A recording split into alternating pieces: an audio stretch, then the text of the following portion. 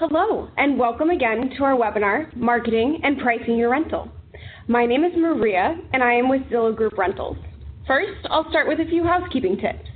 You are in listen-only mode, so we cannot hear you. If you have a question, feel free to ask it in the Q&A question section. If you have any technical issues at any point during the presentation, please contact the Technical Support Center at 866-678-2846. Be sure to reference our webcast title today, Marketing and Pricing Your Rental. I also want to let you know that the webinar will be recorded and sent to all registrants after the webinar. If you get disconnected for any reason or if you have to leave early, you'll get a copy of the webinar recording emailed directly to you. Also, thank you to everyone who sent in questions ahead of time. We have well over 1,000 attendees dialed in today, so we will not be able to answer everyone's questions. And we do prepare questions ahead of time based on the questions that were sent in. We'll do our best to follow up with questions after by email as we can. Please understand, though, that the sheer number of attendees makes it a bit difficult for us to get to all of them. If you're just joining us, welcome to our webcast, Marketing and Pricing Your Rental. This presentation is being recorded, and after the webinar, everyone will receive a link to the recording. Now, let me introduce our speaker today. Christopher Roberts, Vice President of General Manager of Rentals for Zillow Group. Christopher has been with Zillow since the beginning, helping transform the real estate and rental business in his 11 years with the company. A former landlord himself, he is no stranger to the trials and tribulations faced by landlords and property managers across the country. Today, he will share some of his expertise on marketing and pricing a rental. Christopher, I'll turn it over to you. Thank you. So yeah, I am Christopher Roberts, and just to introduce myself real quickly, I've worked on a number of Zillow Group's businesses, and I'm currently the Vice President and General Manager of the Zillow Group Rentals. And as Maria mentioned, I am also a previous landlord. It was not by choice, maybe a little bit, but more of an accidental landlord. And I definitely understand the challenges. I just want to quickly relay a story that I'm sure some of you will find humorous. I rented out my primary residence while I had, for 2 years, while I had the opportunity to live in my sister's house in Seattle, which was much nicer than mine, so it was a 2-year upgrade. And during that time, in those 2 years, I had 2 different tenants, and it was quite an experience. My first tenant checked out really well. I did all the things I was supposed to do, did a background check, employment check, and she was a mortgage broker and had a wonderful salary and a good credit rating. She asked me about having a pet in the house, and we said we really would prefer not. She said it wasn't really her pet, and that she would just hand it off to a family member, and that would be okay. And we went on our merry way, thought this would be great. 2 weeks later, we got a call from one of our neighbors, and this neighbor let us know, just wanted to let us know, and figured we were certainly aware that our tenant had a Great Dane. So not only did she decide to bring the pet with her, but it turned out it was pretty much the largest animal that you could fit into a home. It actually looked more like a horse. So obviously we were eventually able to correct that situation, and then later she ran into troubles with her commission-based mortgage broker income, and suddenly our rent payments weren't coming in so regularly anymore. She asked if she could take a roommate. We didn't navigate that so well and just let her take on a roommate, but didn't have that roommate on the lease. She continued to not make the payments so regularly, and guess what? It turned out the roommate was actually paying his half of the rent to her, and then she was using that for general cash flow purposes and not paying the rent. So you can imagine how that ended. In the end, we actually were able to part ways with her, mostly unscathed, and we're much more careful the next time around. Got tenants who were remodeling their house. If you're familiar with Seattle, it was someone who was remodeling a large house in the Queen Anne neighborhood, which is a pretty nice neighborhood. Let's just say they had plenty of resources to pay their rent. even if they had been laid off from their job.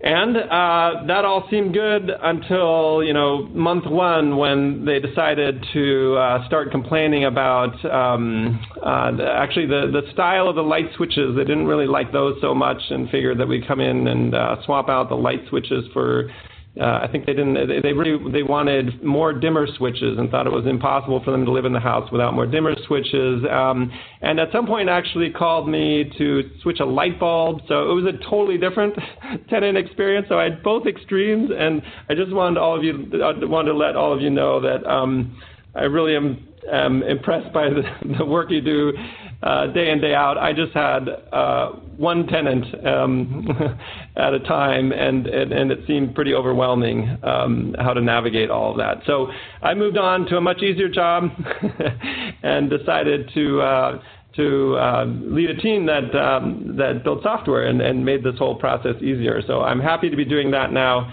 and leave all that really hard work to all of you. So that's my intro, hopefully not too long, but I'm sure it made some of you smile. So moving on, you can see here the agenda. Here's what I'll cover. I'll talk a little bit about Zillow Group, and then get into marketing your rental and pricing your rental, and then leave time for as much Q&A as possible so that you can ask specific questions. So getting into Zillow Group, most of you probably know this, but just a quick overview. Zillow has a number of consumer and business brands, and our primary consumer brands are Zillow, Trulia, and HotPads. Street Easy as well, and Naked Apartments. Those are in the New York City area, so relevant just to people who are to those of you that are in New York City, and then realestate.com, which is our newest brand and is focused on only for sale at this point. It's a brand focused on the shopping experience for first-time home buyers at this point. Eventually, you may see rental listings there as well, but that's not the case yet. Okay, so this next slide shows the traffic growth, or the number of consumers that we have using the Zillow Group brand. So it's been growing over time at a pretty good pace, and you can see there that we're currently at 100 million unique users in a month, and you should think of that as number of devices visiting Zillow. Obviously, it's a little difficult to count actual humans that are logging into different devices, but this is a pretty big number no matter how you slice it. And the other part you see there is a very strong growth rate. So there's continued growth, and we expect that to continue into the future. So looking a little bit deeper into rentals, I mentioned that we have Zillow, Trulia, and HotPads, our primary rentals brands, and separately we have Naked Apartments and Street Easy in New York City. I won't be talking about those brands today since those are specific to a single market. So Zillow and Trulia, both for sale and for rent, and then HotPads is our rentals only brand. Across these brands, we have 36 million rental visitors per month, and more than 43% of people who visit any one of our ZG brands are looking to rent in the next 12 months. So that's a pretty qualified rental audience. So we have the audience, we have the trust, and we have the data.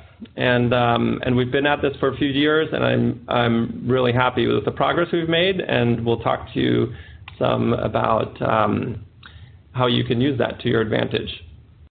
So before we go into marketing rental, we need to talk some about who we're targeting. Who is this person that is shopping for rentals on our Zillow Group brands?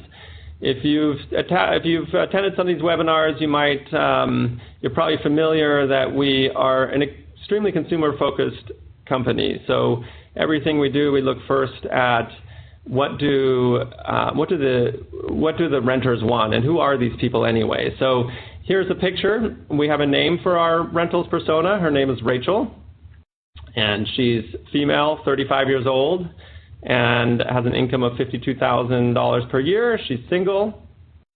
And you can see there she needs to find the right information right away so she can act quickly. So renters are often under time pressure on account of rental searches are generally constrained to a month when they can actually find the inventory that's on the market, and they have a really short time to solve an extremely important problem, which is where am I going to be living a month from now? So that can obviously be quite stressful.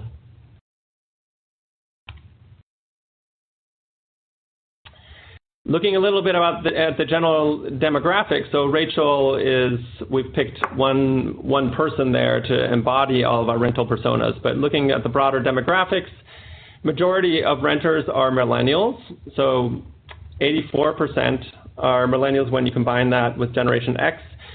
Overwhelmingly women across nearly all of the generations, and diverse incomes across the board, but not necessarily low income. I think you all see in the press that often renters are characterized as individuals who can't afford to buy a house, but that is definitely not the case. There are renters, as you all know, there's renters across the income spectrum.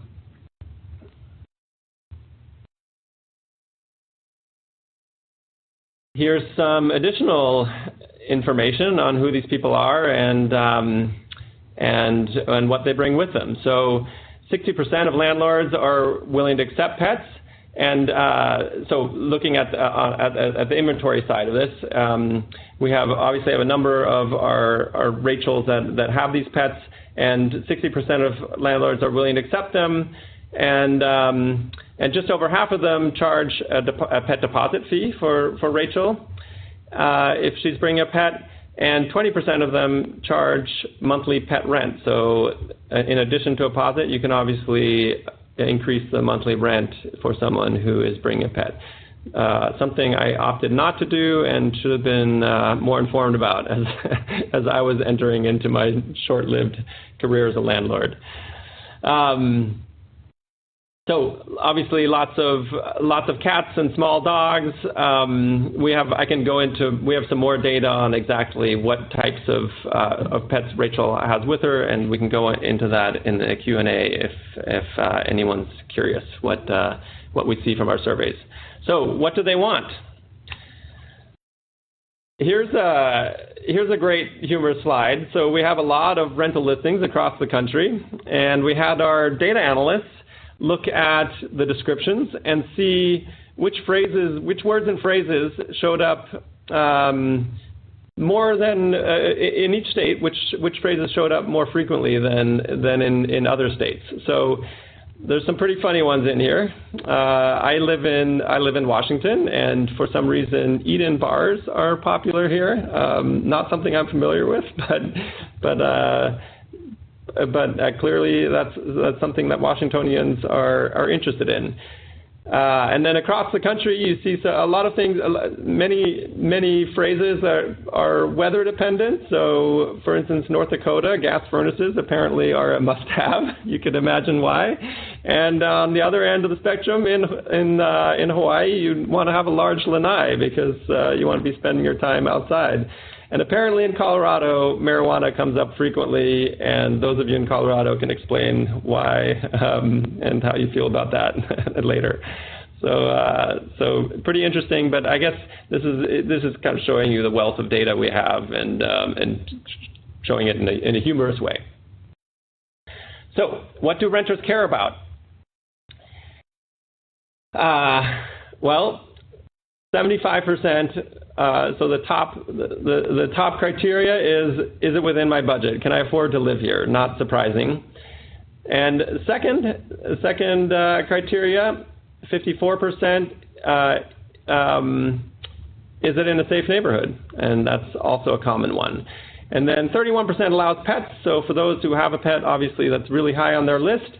And then switching to the bottom of the list, you see some of the items people care least about. So has private outdoor space.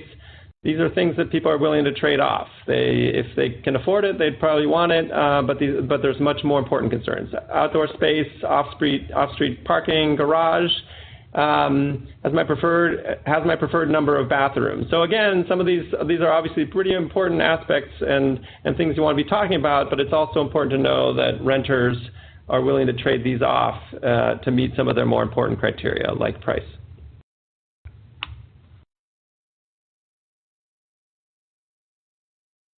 All right, so now what does the process look like for Rachel? How does she go about making these decisions? So an in-person tour, not surprisingly, is very high on the list. So Rachel wants to see the space that she will be living in.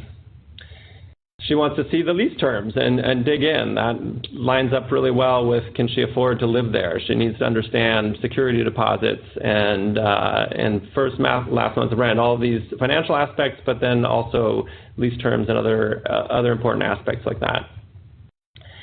61% of Rachels want to meet the landlord property manager. So the actual meeting is an important aspect to make sure she understands who her landlord will be. Viewing a floor plan comes next, 55%. Seeing reviews of homes, buildings, 53%. So that's an interesting one.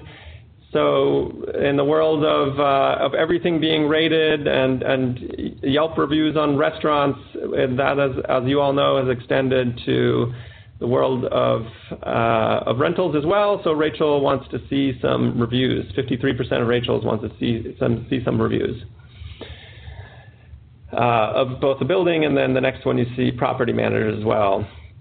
And then taking a virtual tour is still a bit lower on the list, 18%, and then watching a recorded video tour, 17%. Here's a really important one that I want to stress as we talk about how you market your rental.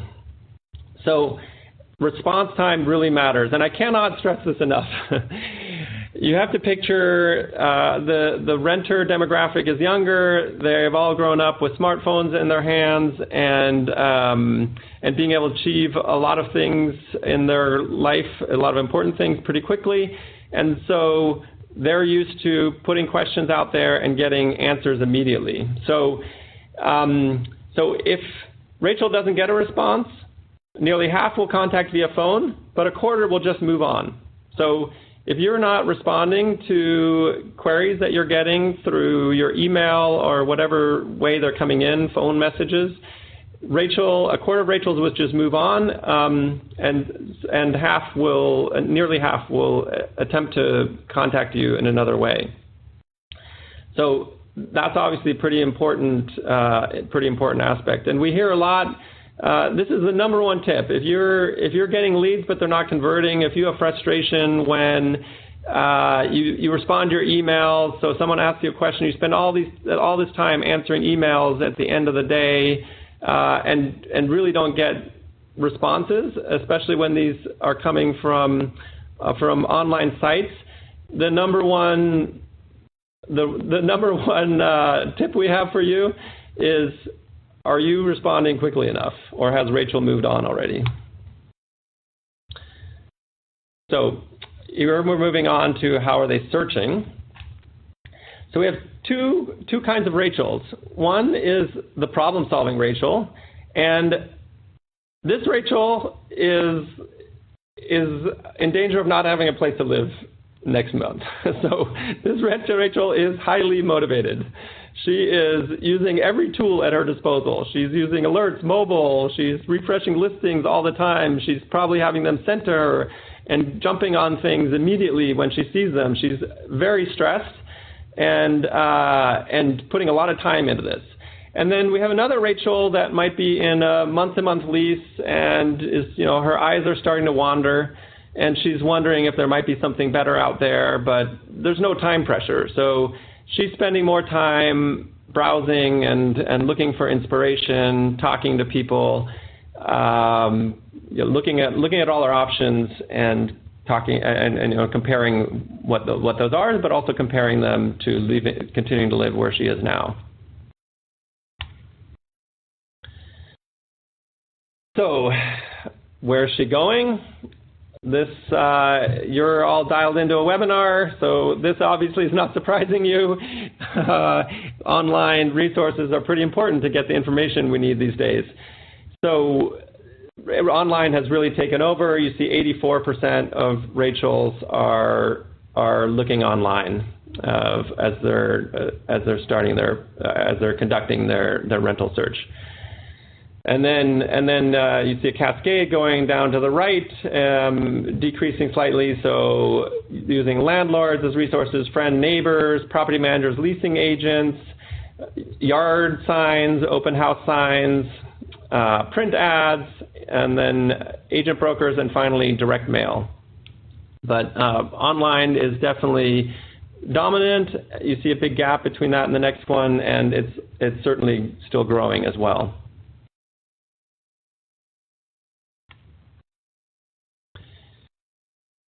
Here's a slide tied to the previous one. I mentioned I was going to keep hammering this in, and this is one of the really important takeaways here.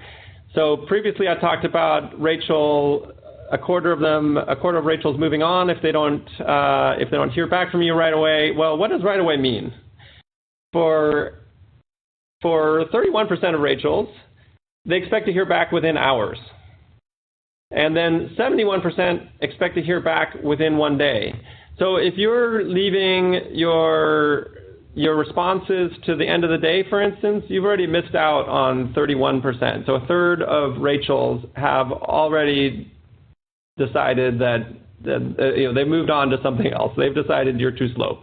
So I realize this is incredibly depressing information because you're all extremely busy and don't have time to drop everything when someone who may or may not be an interesting or a serious prospect, when they message you, having to drop everything and respond to them immediately is insanely impractical. So I'm unfortunately just the messenger here. I'm not telling you this is a reasonable request. I'm telling you Rachel has this request and that there's nothing we're going to do about it. And in fact, it's going to get worse as your competitors or as the rest of the industry adapts to getting back more quickly, or the more savvy property managers figure this out, Rachel's going to have even more of an expectation, and the next generation isn't going to be less. Have lower expectations of instant gratification using their online tools. So this is the reality. You have to somehow find a way to answer immediately. And we talked to property managers. I talked to someone yesterday, in fact, that is doing is in a related business doing maintenance, handling maintenance requests. And they are doing everything they can to get back within minutes. So they are, when requests get posted, they're finding online, they're finding ways to get back within minutes, saying with responses, giving details on pricing and scheduling options. So that's kind of where things are headed. There's big rewards to be had if you can figure out how to do this and how to respond instantly. And that leaves us with the big question of, so now what? Marketing your listing. So if you look at the flow, the first thing you need is a whole lot of views. You have availability, or you're going to have availability in the near future. The first thing you want to do is get that listing in front of as many people as possible, the largest audience as possible. And then you want to get leads, as many leads as possible from people who are actually qualified and really interested in your property. And you want the best renters to apply. You don't want everyone to apply, obviously. You want to use your time efficiently and get applications from the best people and have an easy time telling who the best people are. And then you want to show your property as well to the best people, obviously, and then sign leases with the ideal Rachel. And we'll talk a little bit about how to get through that funnel in one piece and with your sanity intact and a really good renter in your property. So I can tell you what on the views, that first top level of the funnel, I can tell you what Zillow Group can deliver in terms of views. We have exposure to 36 million renters across our 3 national rental brands, and that's enough to make us the largest rental network in the U.S. In fact, it's twice the size of the next largest rental network. And we have a resource for landlords and property managers called Zillow Rental Manager. So most of you probably know about that. We have a place for you to go to manage your rental property on these 3 brands. So let's say you've solved the problem of views. You have your property up on the Zillow Group brands, and lots of people are seeing it. How do you get a sense of, how do you sort through the Rachels that are responding to you? So here's a few things that we're doing. We have a renter profile, which is a feature that we've rolled out in the last year across our platform. So Rachel is telling you a bit more about herself. This is a lot better than just getting an email where all you get is a name and someone asking you a random question. In the case of a renter profile, you get to see lots of important detail, including where this person is working, some information on their self-reported credit score, so what they believe their credit score is, their income, what type of lease length they're looking for. So this is obviously really valuable information when you're trying to decide, when you're trying to gauge who these people are and who's sending you questions. This is an optional. This renter resume is something that Rachel can optionally fill in, but to give you an idea, to underscore how motivated these Rachels are that are shopping on our brands, that's actually filled out in entirety by a large number of people. So we have over 7 million existing rental profiles that have been filled out since we launched this. And a large percentage of these people are actually filling out every single data point, so filling out that renter resume completely. So you can find that on the leads that you're getting from both Zillow and Trulia.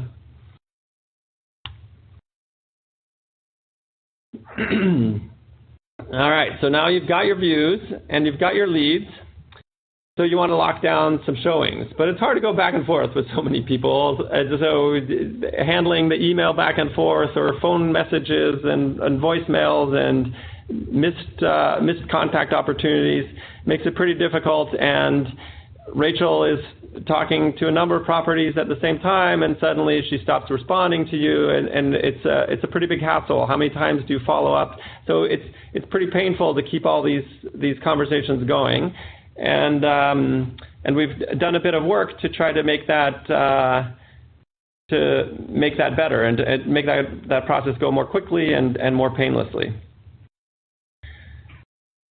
So on this next slide, you see a new feature that we just recently launched, and it allows property managers and landlords that are posting rental properties for rent on Zillow Rental Manager to set their tour availability. So you can indicate by day of week when you're available to give tours. And on this next page, you can see what that looks like for you and what it ends up looking like for Rachel.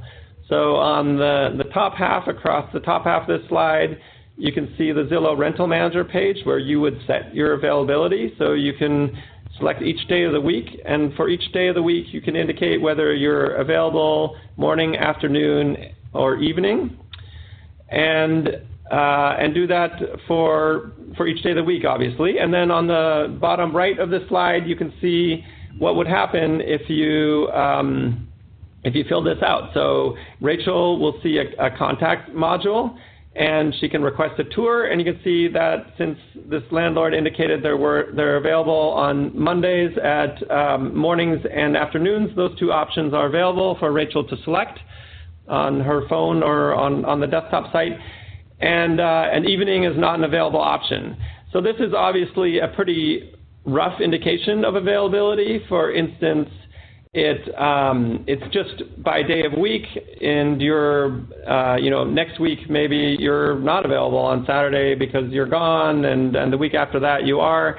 So that part isn't in here. We're going to continue to evaluate this over time, and we appreciate any feedback you want to send us.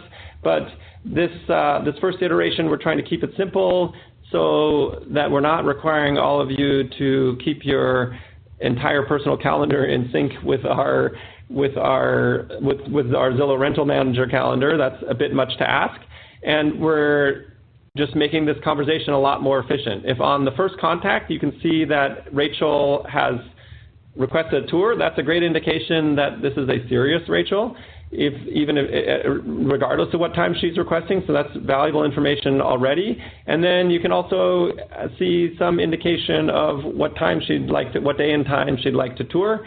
And you can make sure that, for instance, if you're never available on weekends to give tours, that she's not requesting a time on the weekend. It blocks off a lot of dead ends, and will hopefully make this conversation a lot more efficient for all of you.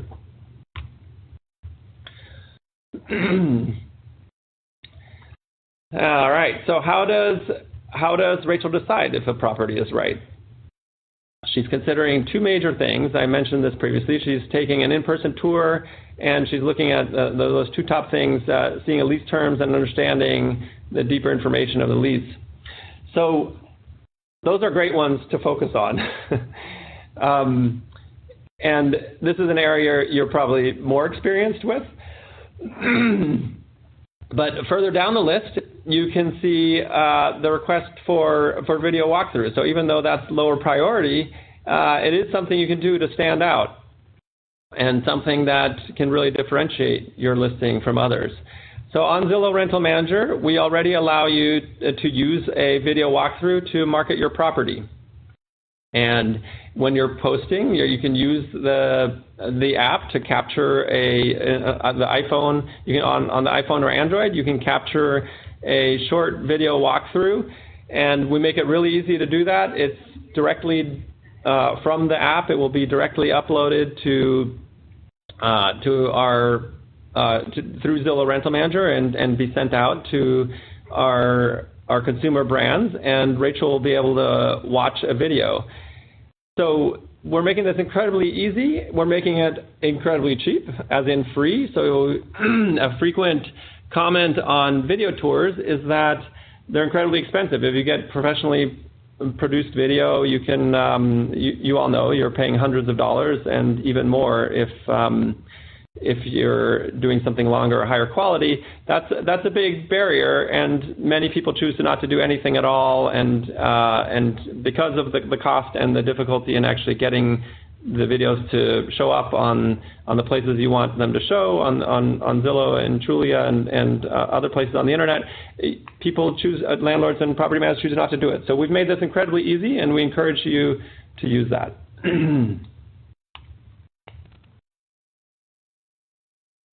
All right, now you're ready for the next steps. And we have a rental resource manager for you. It's got all types of information. So we have free rental application forms, we have lease renewal, rent receipts, move-in, move-out checklists, and a whole lot of other useful resources that can make your life a lot easier. And for especially newer rental, I wish, for instance, when I was entering in my temporary landlord status, that I had resources like this available for anyone out there that is just starting out and needs a place to go look for how to get these basic things done. We've put together some really good information, and you should certainly check it out if you haven't yet.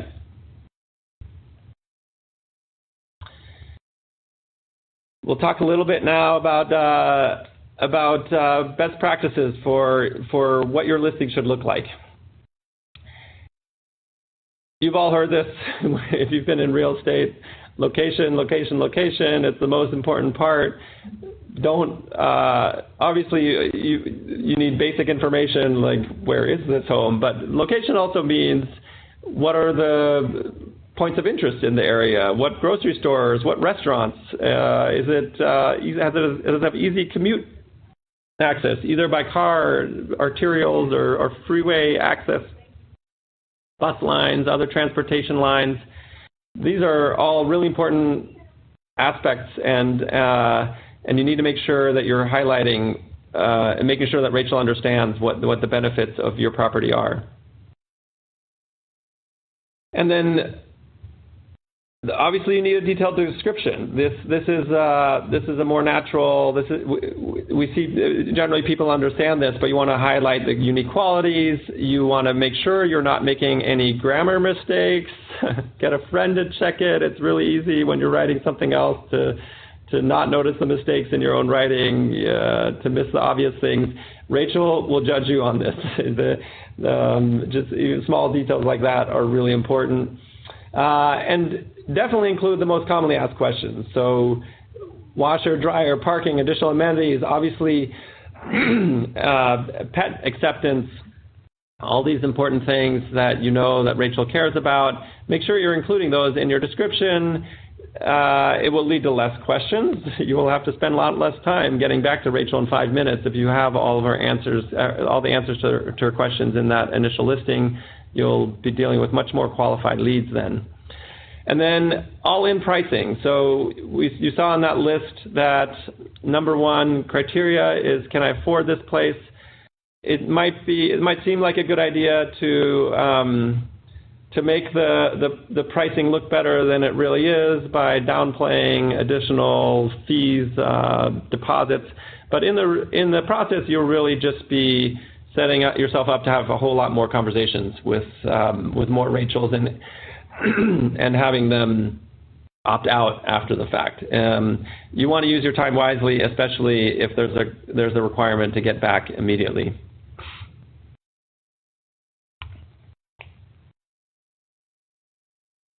So talking about pricing, we'll now move into how do you set the rent for your apartment, and we do have a few tools available for you. So we'll start off with Know Your Facts.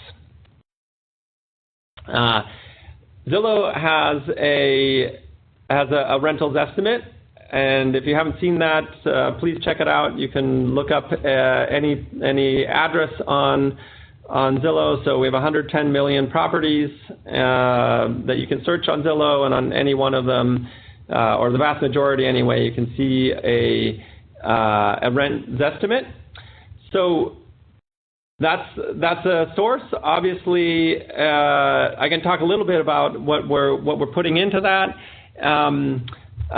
It's by no means it's a starting point. We're looking at market information. You need to do more homework than just that, but it's a really good resource. So what goes into that? Well, we have all the specifics on these 110 million properties. So we know square footage, bedrooms, bathrooms, all this from public data. We also have insight into all the other rental listings on the market, so we can look at what similar properties are renting for currently. And in the cases where people claim those properties and update features, we actually have better data than what the county has, since many homeowners, when they're getting ready to, when the county has incorrect information, they'll go in there and update that, since they know that Zillow is a pretty common resource for people to research properties. And then we have this estimate, so we know what the home value. We have an estimate of what the home would sell for, and from that we can impute a rental price as well. So there's obviously lots of challenges to that. We haven't been inside the house; the data could be incorrect. But it's constantly getting better as home facts are updating, and as these algorithms get better, and as we have more historical data on rental listings and make improvements to the models, we're applying some really sophisticated machine learning. So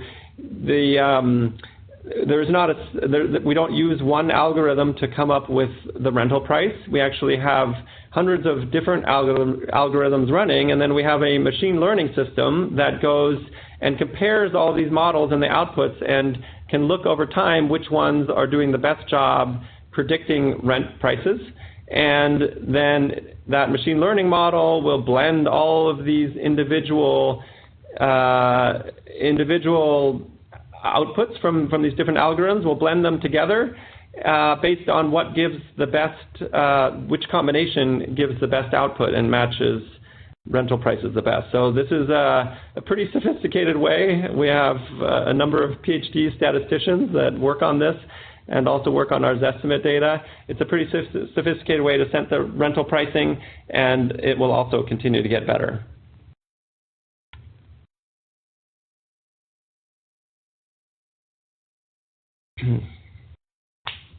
All right, so I mentioned that the rent estimate isn't the end-all be-all. We're well aware that we can't possibly predict the right price for every single rental in the U.S., and we're very open about exactly how accurate we are. So you can feel free to click through on the little information link on the rent estimate, and you'll see accuracy on exactly how good we are in particular metropolitan areas. So not surprisingly, this varies a bit by region. The main reason for that is the county data and how accurate the county data is and how much of it we can get. So especially in states where the public data is not public, so there are some areas where we don't get access to the property records. We're dependent on other sources where we might be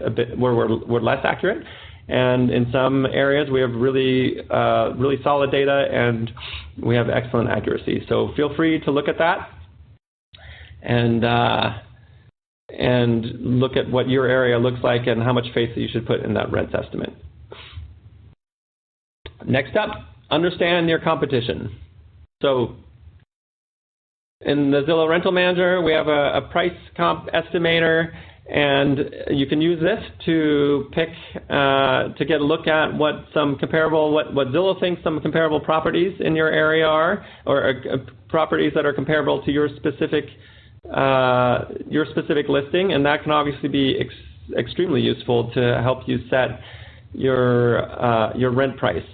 This is a tool that we're also continuing to improve, but you can get the idea. Once we have some comparables, we can use those and make some adjustments, and you can adjust based on what you know about those properties. And it's really the best way, a really important step in setting your rent price. Look around, look what other people are charging. Everyone knows that this is rent prices are set by the market. Unfortunately, not by the property owners. That would be a nice world to live in. And if you set it too high, your unit is going to your property is going to sit on the market until you make adjustments, and that's painful. You're losing rent every month that it's sitting empty. That's not a good thing. And if you set it too low, you're obviously giving up additional rental revenue for the duration of the lease. So do your homework. Online resources are excellent for this. Spend time, look at the comparables, figure out what they suggest for your rental. All right. Thank you so much, Christopher. Now we're going to take a few questions from the audience. One of the ones that came in a few times is some people are just using Craigslist.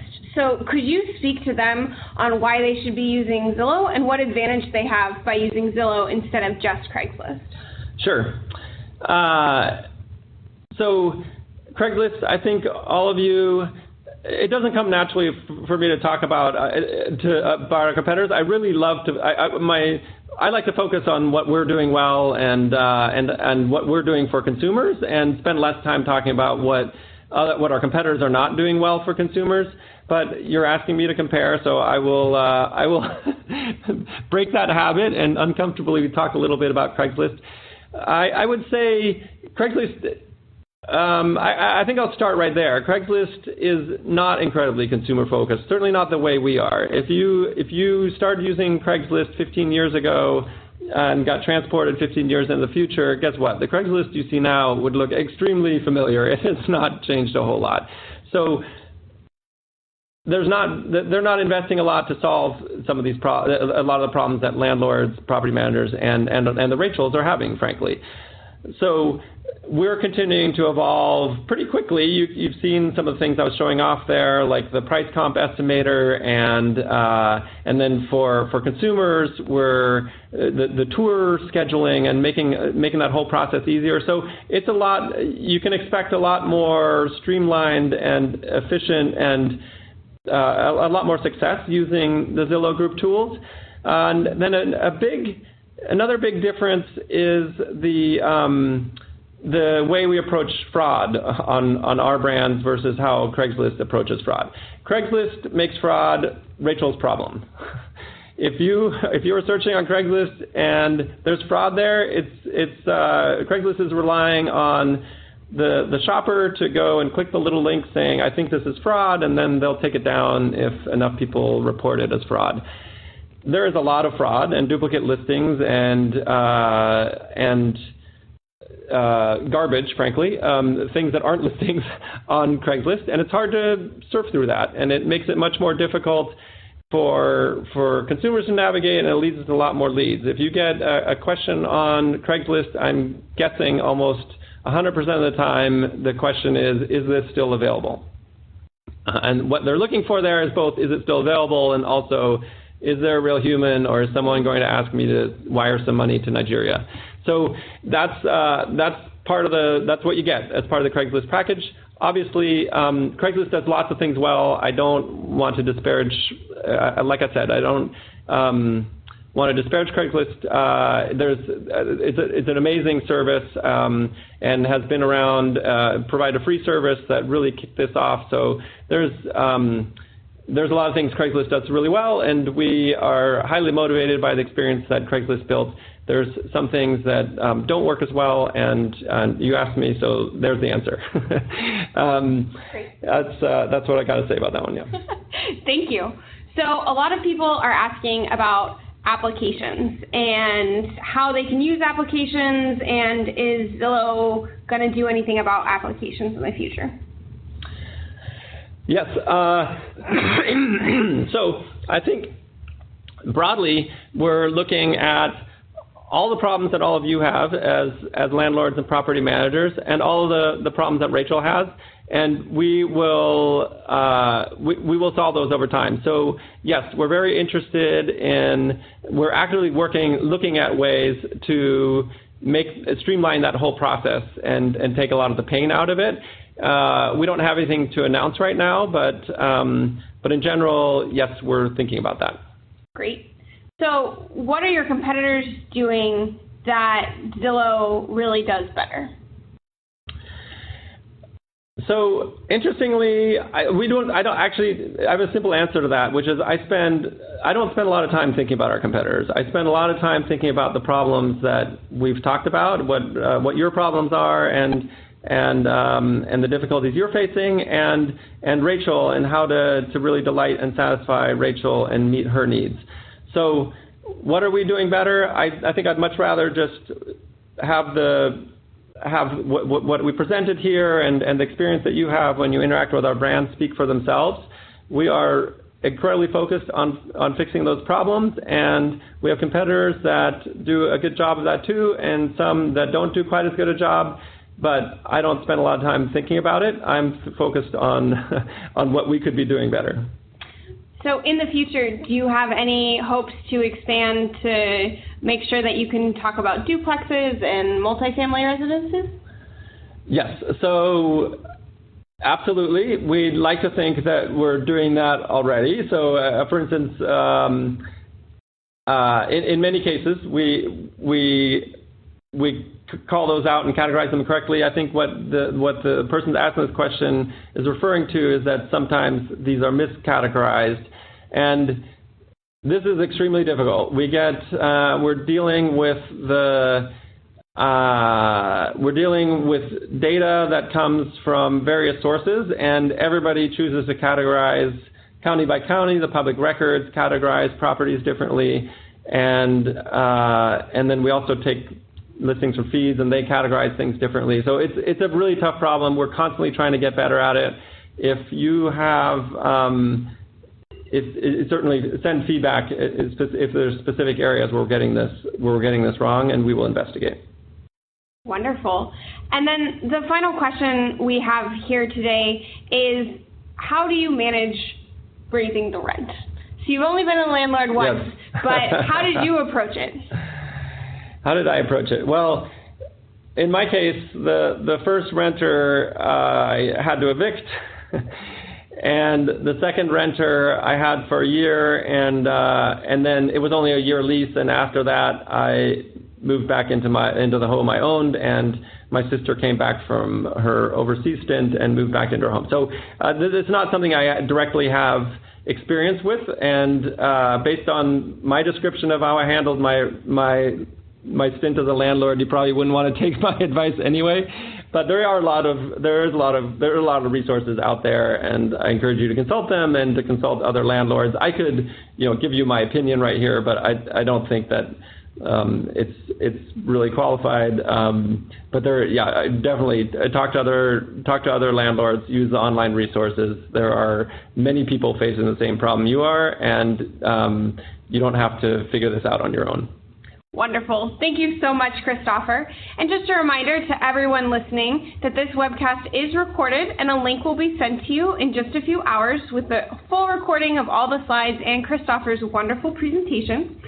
And if you have any additional questions or need additional support, ZillowRentalManager.com will help you out, and that's where you can get started. There you'll be able to list your rental as well as get to Rental Resource Center. This Resource Center has everything that Christopher talked about today in his talk, and it will also help you with raising the rent, how much you should raise, dealing with utilities, and even those problem tenants, how to deal with them step by step. So thank you again, Christopher, for speaking with us today, and thank you everyone for attending. Have a wonderful Friday.